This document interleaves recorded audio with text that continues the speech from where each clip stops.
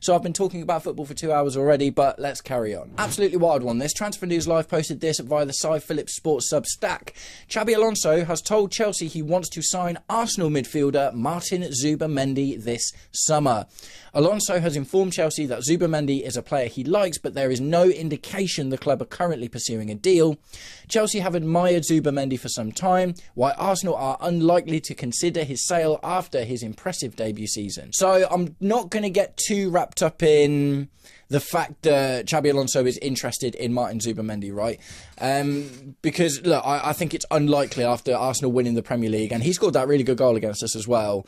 He was a big part of their Premier League win last season. He did have an impressive debut season. I think it's unlikely that we're going to go in for him, right? Unless there's some sort of swap deal to do with Enzo Fernandez, because Arsenal have been credited with keeping an eye on his situation throughout the window. But I think it's unlikely. What I do think is important about this, though, is not the link to the player itself. It's the fact that this is another deep-lying player, another deep-lying distributor, another profile of player that we don't really have much of in the squad at the moment. And Xabi Alonso has spoken to Chelsea about being interested in him, right? So, look, like I say, it's not about, look, we're going in for Martin Zubimendi. It's about the fact that we are still talking about these high-profile centre midfielders. You know, the Alex Scott bid was knocked back. Adam Wharton has gone quiet, weirdly, but no one else is talking about buying him either. And that still feels like it's a possibility. And Martin Zubimendi just tells you that Xabi Alonso doesn't think we have the first teamer to partner Moises Caicedo in our squad at the moment. And it's just evident. It's evident from what we've been seeing in pre-season so far. You know, Mardi Nicole Jazuli has been doing a phenomenal job, but he's 16 years old. Dario Asugo and Romeo Lavia are flattering to deceive at the moment, unfortunately, for the most part. Valentin Barco looks like a good, versatile player, but he's not really that profile either, right? That kind of like less mobile, but like I say, that deep-lying distributor. And that's another kind of thing that Zubimendi is. He's a really tidy passer. He's not a guy that's bombing forward all the time to try and score goals like Enzo Fernandez is. And look, with Enzo Fernandez, you know, it's still all up in the air about him. But surely, with the situation that we're in and the cards that we hold vis-a-vis Enzo Fernandez, if Xabi Alonso thought Enzo Fernandez was the answer to that problem, then these links still wouldn't be happening, would they? So, guys, let me know what you think about this. Two things. A, Martin Zubimendi himself. Look, you know, it's unlikely that we're going to get him from Arsenal after they've just won the league, and he was a reasonably important part of making that happen. But they have just brought Bruno Guimaraes, which I guess changes things a little bit when you think about it, because you've got to think now their holding pair is probably going to be Declan Rice and Guimaraes, but maybe maybe they've gone in for that because of Declan Rice's kind of fitness issues that he's been having recently, we saw throughout the World Cup. So, would you be interested in a midfield, in Martin Zubimendi in particular, and what do you think about us still being linked with these deep-line midfielders? It feels like we're going to have to start shipping out midfielders at some point, doesn't it? Because Xabi Alonso clearly wants another deep-line distributor to come into the squad, and one of first-team quality. Next up, we're going to talk about Pep Chavarria. Finally, it's not announced yet, but we're close to the end of it, and there is good news about the price. Pice posted this via Fabrizio Romano. New Chelsea bid for Chavarria is 16.2 mil and add-ons. Here we go, could come within the next hours or even minutes. Player was wanted by Alonso. So that was from last night, so that didn't happen.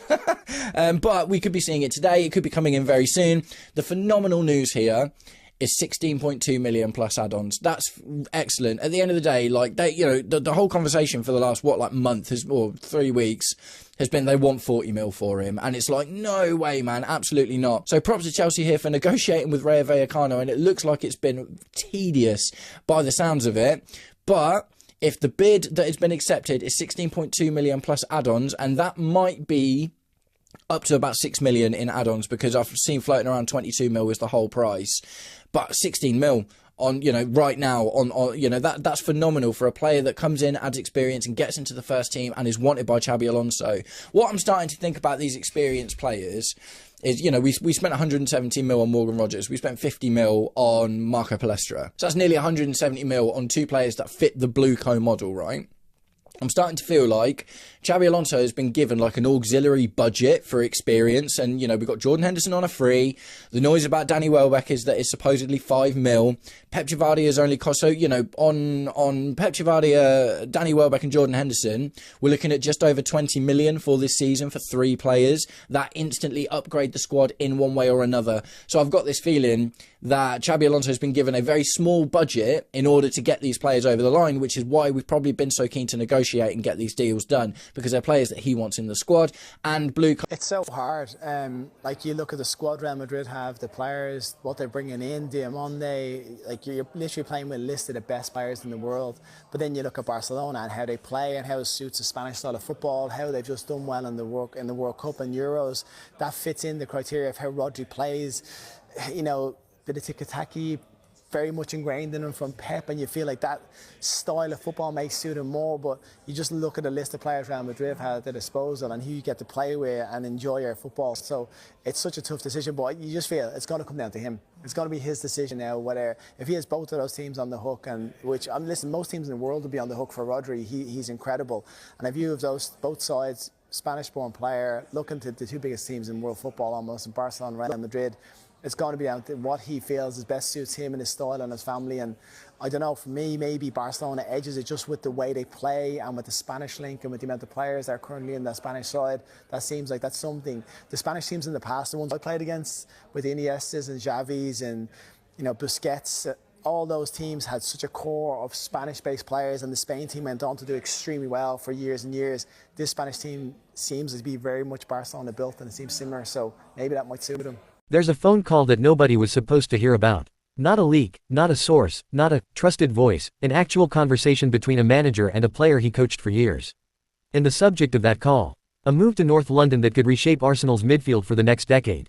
Stick around, because by the end of this video you'll understand exactly why one of the most respected coaches in the game is quietly campaigning for his former captain to leave Spain behind.